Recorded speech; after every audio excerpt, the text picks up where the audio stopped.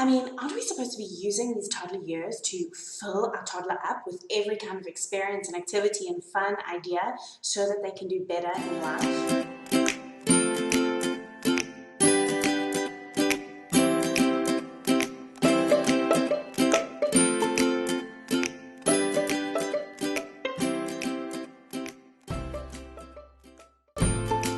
Hi, my name is Holly. I'm a pediatric occupational therapist and toddler mom.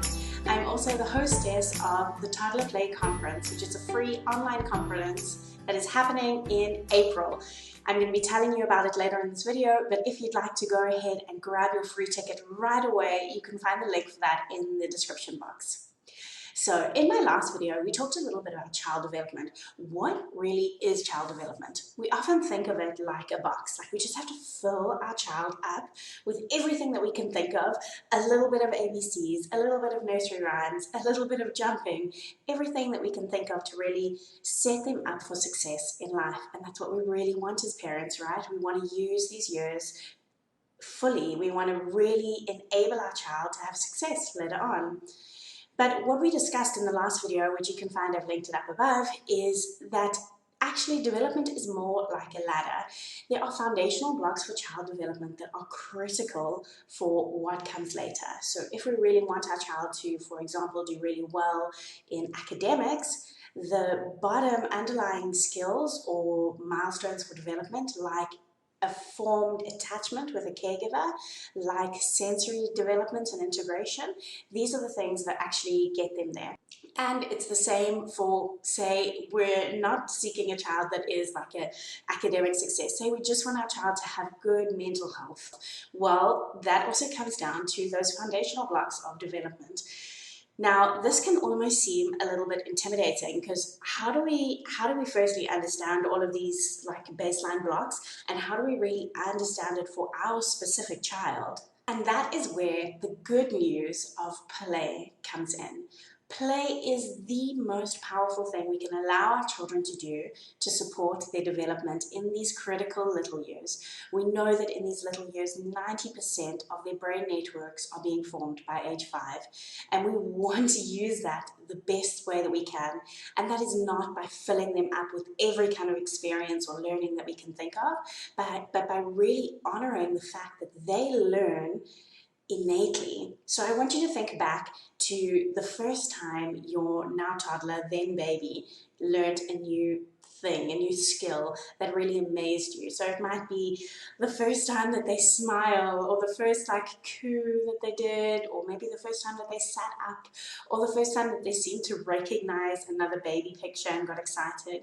I'm sure you can remember that and just feeling like, how did they learn this? Like, we didn't teach them. We didn't say like, now let's smile. You see, you just gently lift the one side of your cheek and then the other side and put your lips together, and then voila. You know, we model it, we smile at our child, we interact with them. It's not that we're like deliberately trying to teach them. And this we get confused with because as adults, we are operating in our prefrontal cortex, like our higher thinking centers of our brain. So often we do learn things through that like really detailed explanation. I'm doing an exercise program at the moment, which is like rebuilding core after having babies and lifting babies and nursing babies and all these things. And it is very much based on like, okay, let's practice closing your ribs. Let's engage your core like this. Feel that muscle there. Use this as a pull, not a push. But with children, it's not like that. That part of their brain isn't formed yet. The way that they engage and learn about their world is often very instinctive. So there's 3 real reasons why I want to share today that play is the secret sauce for child development, and it really is the thing that we want to give our child opportunity to engage in. And the first one is that often child development doesn't look like something that you can fit into a checklist. So we all know about milestones. I have great milestone charts. I love milestones. I think we definitely should understand children's milestones, but often the things that our children are learning about aren't necessarily like a big milestone or something that we can tick off a list. It's these small interactions with the world. They're learning through play why when you throw something, it drops. Of course, they're not going to be able to say that this is gravity, but they're learning something about the way that their world works. They're learning that if you take that same thing and you throw it over there, it lands over there and it stays. It doesn't just boomerang back to you. These kind of interactions that they have daily in their life through play are the things that they need to be learning at this stage. And it's in this way that play really meets their developmental need for your specific and unique child head on. The other thing that's really critical about play is that it is, or it should be at least, self-initiated. Now, I'm not saying that that means that you should just not connect with your child and just presume that they will always be able to play independently from the get-go.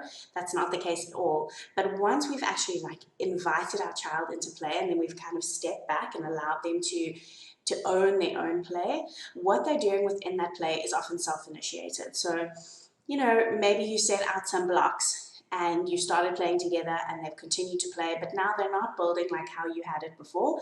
They're building a long line, or maybe they're organizing them into colors, or maybe they're taking those blocks and putting them in their pockets and running around the table. This kind of self-initiation or experimentation, although it might seem so small to us, it's not that you walk away and suddenly your child has built this magnificent London bridges. It doesn't look like something super tangible, but the way that they're interacting with these materials, toys, and things in their environment through play is self-initiated. Now, why is self-initiation important?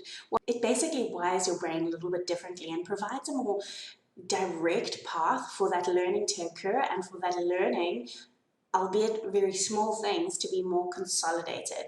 And that goes for, learning to balance on one foot, learning how to spin around, learning how to use your fingers, learning cognitive concepts like big and small. It really goes across all areas of early childhood development. The next reason, which I think is just one of the most exciting parts of play, is that often when children enter into play, they enter into a state of mind that we call flow. Now, flow is basically a state of mind that people go into that kind of makes time almost stand still, like it feels like the longest amount of time, but like no time passed at all. Like you feel more alive than ever, but actually it also just feels like a dream. Researchers have documented stories from famous sports stars as well as musicians that when they compose or when they've done their biggest success in their career, they often feel like they don't even remember that it happened.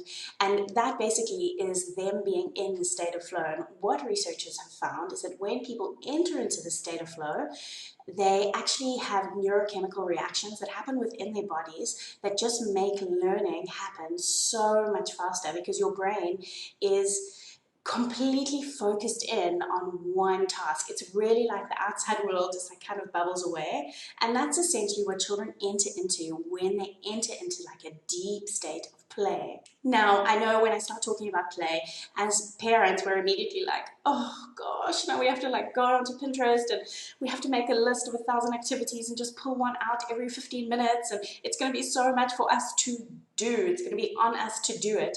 And that is not at all what I'm talking about here. I am talking about us as parents being the gardeners, facilitating an environment that invites our children into play. Now, if you are thinking, how do I do that? That sounds like magic. Imagine I can actually send the emails that I've been typing 5 times. I could maybe have some warm coffee, and I would have this joy of seeing my beautiful child deeply engaged in play. Well, I have good news for you. As I mentioned earlier, the Toddler Play Conference is back for the second time around, and it is happening on the 22nd of April. This is a 5-day free conference that happens entirely online. So yes, your pajama pants are welcome. There are between 5 to 6 talks every single day, and these go up for 24 hours so that you can listen to them. We have topics ranging from toy rotation, setting up inviting play spaces, Montessori, speech development, bilingualism, motor development, movement, emotional regulation, and connection time through play. I know that each of these topics will be giving you another tool that you can add to your parenting toolbox to really equip yourself in facilitating this beautiful, beautiful thing of play for your toddler. Now, the conference is happening in April, but if you're listening to this now and you say, oh, I don't want to wait that long, I wish I already had it, I have good news for you. After you register for the conference, which the link is in the description box below, you will receive your free ticket, and you'll also be given the option to upgrade your ticket to get immediate access to every single part of the conference, as well as being able to listen to it for a full year on video or podcast, and some really exciting bonuses. If you as a parent have ever felt like, oh, maybe I'm not doing enough for my child's development, or felt depleted from this constant hamster wheel of feeling like you have to entertain them, I have designed this conference just for you.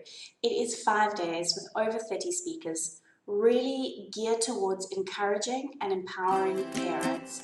So you can find the link in the description box, and I cannot wait to see you there.